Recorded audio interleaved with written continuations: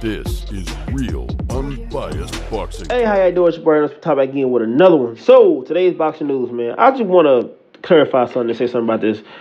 Danny Garcia is a clown. This is the biggest clown I've seen so far in boxing. I heard the dumbest excuse I ever heard from him. I can't believe he actually had the nerve to say this. Danny Garcia himself, his words, you guys see it from right here, that I'm rich, bro.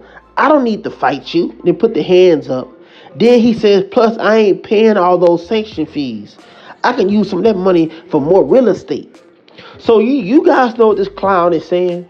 Listen, guys, this clown literally is saying that, well, if I fight Terrence Crawford and I beat him, man, I don't want out on belts anyway. That's too much money to be taken.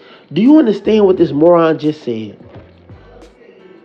I don't want those belts because of sanctioning fees. No, you can't even get those belts. You had one belt, you lost it. You had one before, you lost that. How you gonna bring up sanctioning fees over legacy, history? Because once you become that man that has all those belts, you say so. You make more money. All that little real estate stuff, it's gonna be nothing compared to having all these belts, and the checks gonna be flying in for who you will be fighting for challengers, the pay-per-view draws, the A side, the pound for pound ranking. Danny Garcia has done nothing but lose to Earl Spence and nothing else. This man moved to 154 and done what? What has he done extraordinary? But sit on his ass and talk on Twitter. I don't see him fighting Edward Lubin. I see him fighting, trying to go for. He had a chance. If Danny Garcia wanted to fight Mendoza because he's on PBC too, it would have happened.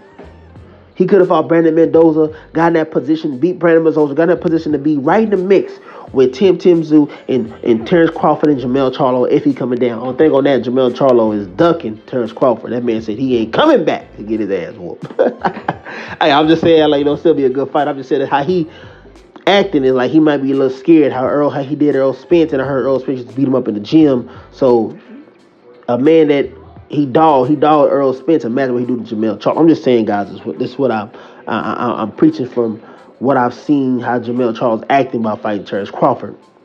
But what you guys think about Danny Garcia saying this stuff? Does he have a point? Is he wrong? Is he right?